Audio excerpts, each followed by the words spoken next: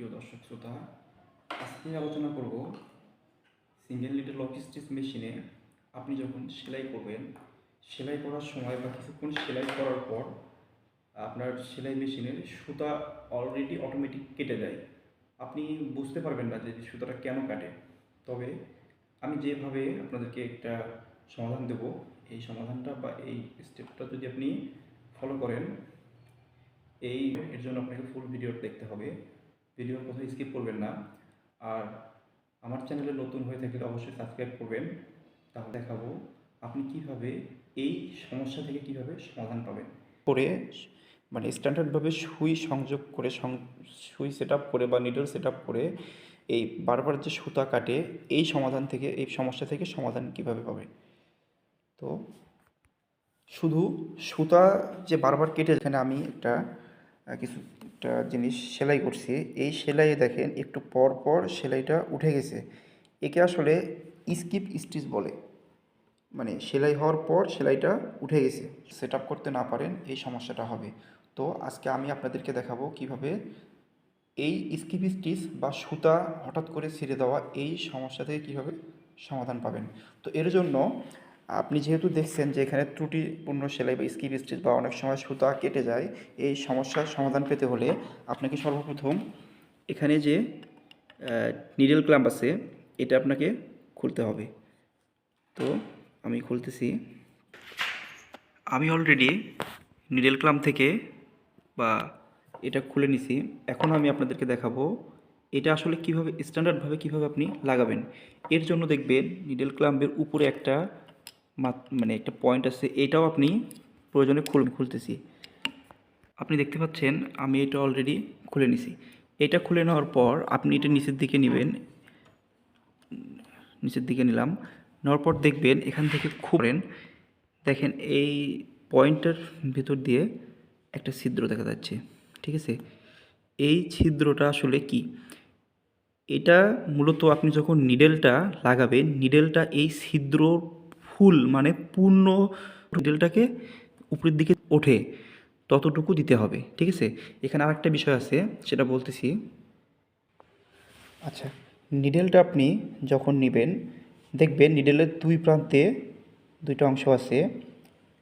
এক প্রান্ত যেখানে অর্থাৎ খাঁজ কাটা, ঠিক আছে, এটা একটা হোল, মাঝখানে একটু গর্ত, এই অংশটা আপনি বামের দিকে রাখবেন, ঠিক আছে।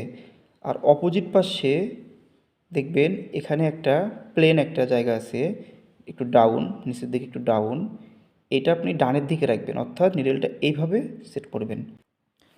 আবার বলতেছি, এক সাইড আপনি একটা নিডেল হাতে নিলে বুঝতে পারবেন এখানে যে অংশটার মাঝখানে একটু ডাউন, এটা রাখবেন মানে আপনার বামের দিকে। আর অপোজিট পাশে যে নিচের দিকে হালকা একটু ডাউন এই অংশটা, এটা রাখবেন হচ্ছে মেশিনের ডান দিকে, ঠিক আছে। এইভাবে আপনি এটা সেট আপ করবেন। তো এখানে আসবেন, এই পয়েন্টটাতে আপনি এটা লাগাবেন। তো এটার জন্য আপনি এই মেশিনের হুইলটা একটু উপরের দিকে তুলে নেবেন। নেওয়ার পর আমি যেভাবে বললাম এইভাবে সেট আপ করবেন। এর জন্য আপনাকে প্রথমে এই অংশটা এটা সেট করে নিতে হবে, ঠিক আছে।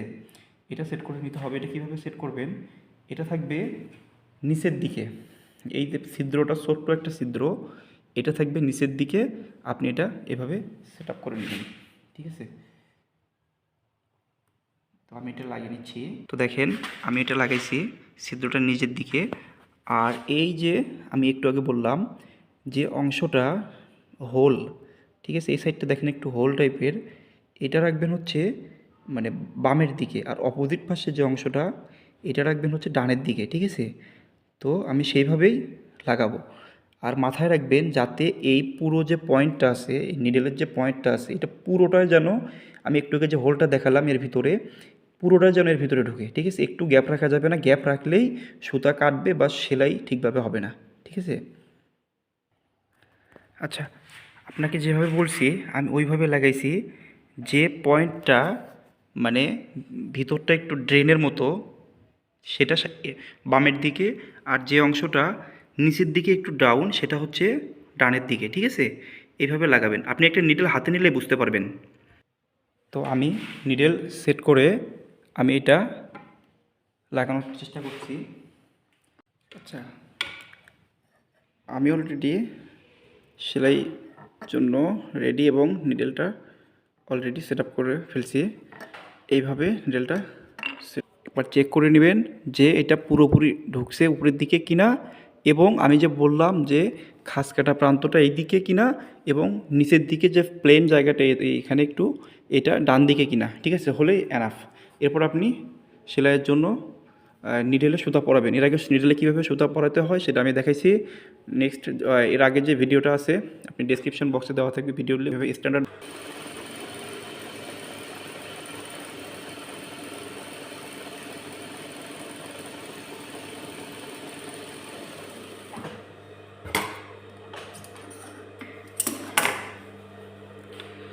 অনেক সুন্দর হয়েছে, এই সেলাই কোনো ত্রুটি নেই বললেই চলে। পাশাপাশি এর আগে যে ত্রুটিগুলো ছিল, ঠিক আছে, এই দেখেন প্রবলেমগুলো একটু সেলাইয়ের পর সেলাই স্কিপ করছে, পরবর্তীতে যে সেলাই করলাম দেখেন একদম প্রপারলি, একদম এর মানে স্কিপ স্টিচ নেই বললেই একদম নেই, একদম প্রপারলি একটা রাইট অ্যাঙ্গেলে একটা সুস্থ সবল একগুলো সেলাই হয়ে গেছে। সমস্যা থেকে সমাধান। আমি আমার পরিচয় আপনাদেরকে অলরেডি দিয়েছি। আমি টেইলার ইনস্ট্রাক্টর, সরকারি টেক্সটাইল ভোকেশনাল ইনস্টিটিউট, খাগড়াছড়ি। আপনি সেলাই, কাটিং, সেলাই মেশিনের ত্রুটি, যাবতীয় যে কোনো রিলেটেড অনেক ভিডিও আমার এই চ্যানেলে দেওয়া হবে। আপনারা আমার চ্যানেলে সাবস্ক্রাইব করবেন।